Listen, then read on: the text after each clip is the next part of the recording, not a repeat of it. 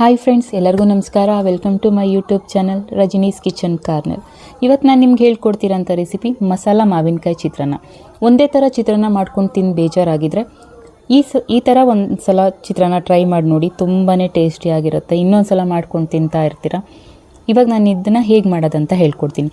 ಒಂದು frying PAN ತೊಗೊಂಡು ಅದಕ್ಕೆ ನಾನು 1 ಟೇಬಲ್ ಸ್ಪೂನ್ ಆಗೋಷ್ಟು ಕಡಲೆಬೇಳೆ ಹಾಕ್ಕೊತಾ ಇದ್ದೀನಿ, 1 ಟೇಬಲ್ ಸ್ಪೂನ್ ಆಗೋಷ್ಟು ಉದ್ದಿನ ಬೇಳೆ ಹಾಕ್ಕೊತಾ ಇದ್ದೀನಿ, 1 ಟೇಬಲ್ ಸ್ಪೂನ್ ಆಗೋಷ್ಟು ಧನಿಯಾ ಬೀಜ ಹಾಕ್ಕೊತಾ ಇದ್ದೀನಿ.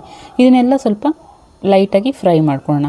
ಫ್ಲೇಮ್ನ ಕಮ್ಮಿನೇ ಇಟ್ಕೊಂಡು ಫ್ರೈ ಮಾಡ್ಕೊಳ್ಳಿ. ಆಮೇಲೆ ಎಲ್ಲದನ್ನೂ ಒಂದೊಂದೇ ಟೇಬಲ್ ಸ್ಪೂನ್ ಸಮ ಪ್ರಮಾಣದಲ್ಲಿ ತೊಗೊಳ್ಳಿ. ಅದೆಲ್ಲ ಸ್ವಲ್ಪ ಫ್ರೈ ಆದಮೇಲೆ ಇಲ್ಲಿ ನಾನು 1 ಚಮಚ ಆಗುವಷ್ಟು ಜೀರಿಗೆ, ಅರ್ಧ ಚಮಚ ಆಗುವಷ್ಟು ಸಾಸಿವೆ ಅದನ್ನು ಹಾಕ್ಕೊಂಡು ಸ್ವಲ್ಪ ಅದನ್ನು ಫ್ರೈ ಮಾಡ್ಕೊತೀನಿ. ಅದೆಲ್ಲ ಚಟಪಟ ಅಂತ ಸೌಂಡ್ ಬರುತ್ತಲ್ಲ, ಅಲ್ಲಿವರೆಗೂ ಫ್ರೈ ಮಾಡಿಕೊಂಡ್ರೆ ಸಾಕು. ಅದು ಇವಾಗ ಫ್ರೈ ಆದಮೇಲೆ ನಾನಿಲ್ಲಿ 1/4 ಟೇಬಲ್ ಸ್ಪೂನ್ ಆಗುವಷ್ಟು ಮೆಂತ್ಯ ತೊಗೊಂಡಿದ್ದೀನಿ. ಮೆಂತ್ಯ ಜಾಸ್ತಿ ತೊಗೋಬೇಡಿ, ಇಲ್ಲಾಂದರೆ ಕಹಿ ಬಂದುಬಿಡುತ್ತೆ ಜಾಸ್ತಿ ಆದರೆ, ಅದಕ್ಕೆ ಹೇಳ್ತಾ ಇದ್ದೀನಿ.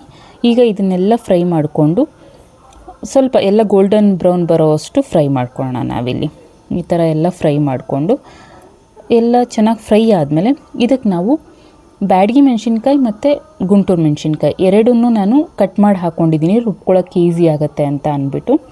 ಬ್ಯಾಡಗಿ ಮೆಣಸಿನ್ಕಾಯಿ 5, ಗುಂಟೂರು ಮೆಣಸಿನ್ಕಾಯಿ 1 ಹೆಣ್ಣು ತೊಗೊಂಡಿದ್ದೀನಿ.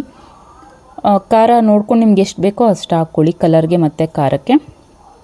ಇವಾಗ ಇದನ್ನೆಲ್ಲ ಚೆನ್ನಾಗಿ ಫ್ರೈ ಮಾಡಿಕೊಂಡು ಮೆಣಸಿನ್ಕಾಯಿ ಎಲ್ಲ ಸೀಸ್ಕೋಬೇಡಿ, ಅದೆಲ್ಲ ಸೀದೋದ್ರೆ ಕಹಿ ಬಂದುಬಿಡತ್ತೆ. ಅದಕ್ಕೆ ಇದನ್ನು ತಣ್ಣಗಾಗೋದಕ್ಕೆ ಬಿಡೋಣ.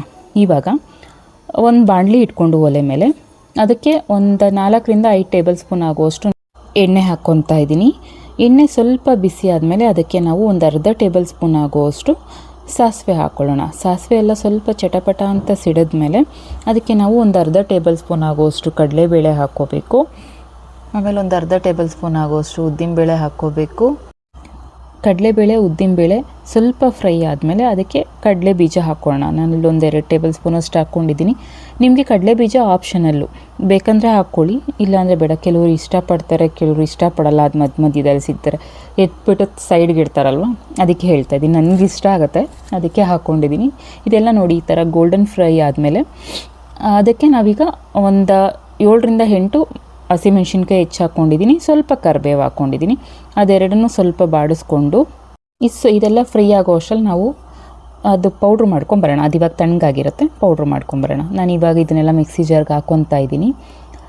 ಸ್ವಲ್ಪ ತರಿಯಾಗಿ ಪೌಡ್ರ್ ಮಾಡ್ಕೋಬೇಕು, ತುಂಬ ಪೇಸ್ಟಾಗೂ ಅಲ್ಲ, ಅಂದರೆ ಪೌಡ್ರು ಥರನೂ ಅಲ್ಲ, ಕುಂಕುಮ ಥರ ಬರುತ್ತಲ್ಲ ಆ ಥರ ಅಲ್ಲ. ಇವಾಗ ಅದನ್ನು ಮಿಕ್ಸಿ ಜಾರ್ಗೆ ಹಾಕ್ಕೊಂಡು ನಾನು ಅದಕ್ಕೆ 1 ಗಡ್ಡೆ ಬೆಳ್ಳುಳ್ಳಿ ಸಿಪ್ಪೆ ತೆಗ್ದು ಹಾಕ್ಕೊಂಡಿದ್ದೀನಿ. ಆಮೇಲೆ 1-2 ಸ್ಪೂನು ಕಾಯಿ ಹಾಕ್ಕೊತಾ ಇದ್ದೀನಿ. ಒಣ ಕೊಬ್ಬರಿ ಅಥವಾ ಕಾಯಿ ಏನು ಬೇಕಾದರೂ ಹಾಕ್ಕೊಳ್ಳಿ ನೀವು. ನೋಡಿ ಈ ಥರ ಪೌಡ್ರ್ ಆದರೆ ಸಾಕು. ನಾನು ಫುಲ್ ಪೌಡ್ರ್ ಮಾಡ್ಕೊಂಡಿಲ್ಲ, ಕುಂಕುಮ ಥರ ಸ್ವಲ್ಪ ತರಿಯಾಗಿ ಮಾಡ್ಕೊಂಡಿದ್ದೀನಿ. ಅಷ್ಟರೊಳಗೆ ಇದು ಕೂಡ ಫ್ರೈ ಆಗಿರುತ್ತಲ್ವ. ಈಗ ಇದಕ್ಕೆ ನಾವು ಅದು ಪೌಡ್ರ್ ಮಾಡ್ಕೊಂಡಿದ್ವಲ್ಲ ಅದನ್ನು ಹಾಕ್ಕೊಳ್ಳೋಣ. ನಿಮಗೆ ಎಷ್ಟು ಬೇಕೋ ಅಷ್ಟು ಜನಕ್ಕೆ ನೋಡ್ಕೊಂಡು ಹಾಕ್ಕೊಳ್ಳಿ. ನಾನಿಲ್ಲಿ ಒಂದು 4ರಿಂದ 5 ಜನಕ್ಕೆ ಮಾಡ್ತಾಯಿದ್ದೀನಿ. ಸೊ ನಾನೀಗ ಪೌಡ್ರನ್ನ ಒಂದು 4ರಿಂದ 5 ಟೇಬಲ್ ಸ್ಪೂನಷ್ಟು ಹಾಕ್ಕೊತಾ ಇದ್ದೀನಿ. ಸ್ವಲ್ಪ ಅದೆಲ್ಲ ಒಂದು ಹಸಿ ಸ್ಮೆಲ್ ಹೋಗೋವರೆಗೂ ಸ್ವಲ್ಪ ಫ್ರೈ ಮಾಡ್ಕೊಳ್ಳಿ. ಯಾಕಂದರೆ ನಾವು ಆಲ್ರೆಡಿ ಅದನ್ನೆಲ್ಲ ಹುರ್ಕೊಂಡಿರೋದ್ರಿಂದ ಅಷ್ಟು ನಿಮಗೆ ಸ್ಮೆಲ್ ಬರೋದಿಲ್ಲ. ಬಟ್ ಬೆಳ್ಳುಳ್ಳಿ ಮತ್ತು ಕಾಯಿ ಎಲ್ಲ ಹಾಕಿದ್ದೀವಲ್ವ, ಅದಕ್ಕೆ ಸ್ವಲ್ಪ ಫ್ರೈ ಮಾಡ್ಕೊಳ್ಳಿ ಅದನ್ನು. ಇವಾಗ ರುಚಿಗೆ ತಕ್ಕಷ್ಟು ಉಪ್ಪು ಹಾಕ್ಕೊಳ್ಳಿ. ನೀವು ಆಮೇಲೆ ಬೇಕಾದ್ರೆ ಅನ್ನ ಕಲಸಿದ್ಮೇಲೆ ಹಾಕ್ಕೋಬೋದು, ಉಪ್ಪೇನಾದರೂ ಕಮ್ಮಿ ಇತ್ತಂದರೆ. ಇವಾಗ ಸ್ವಲ್ಪ ಹಾಕ್ಕೊಳ್ಳಿ. ಉಪ್ಪು ಹಾಕ್ಕೊಂಡು ಸ್ವಲ್ಪ ಅದನ್ನೆಲ್ಲ ಚೆನ್ನಾಗಿ ಫ್ರೈ ಮಾಡ್ಕೊಳ್ಳಿ. ಒಂದು 2ರಿಂದ 3 ನಿಮಿಷ ಫ್ರೈ ಆದರೆ ಸಾಕು ಅದು. ಇವಾಗ ಇದೆಲ್ಲ ಫ್ರೈ ಆಗಿದೆ ನೋಡಿ.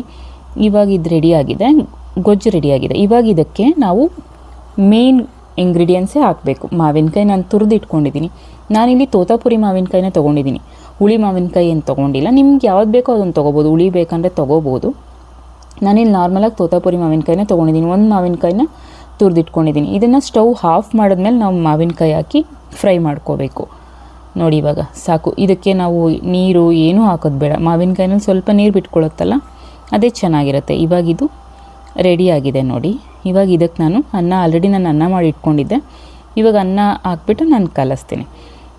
ಎಷ್ಟು ಚೆನ್ನಾಗಿರುತ್ತೆ ಗೊತ್ತಾ, ತುಂಬಾ ಚೆನ್ನಾಗಿರುತ್ತೆ. ಒಂದು ಡಿಫ್ರೆಂಟ್ ಸ್ಟೈಲಲ್ಲಿ ಮಾವಿನಕಾಯಿ ಚಿತ್ರಾನ್ನ ಮಾಡ್ಕೋಬೋದು.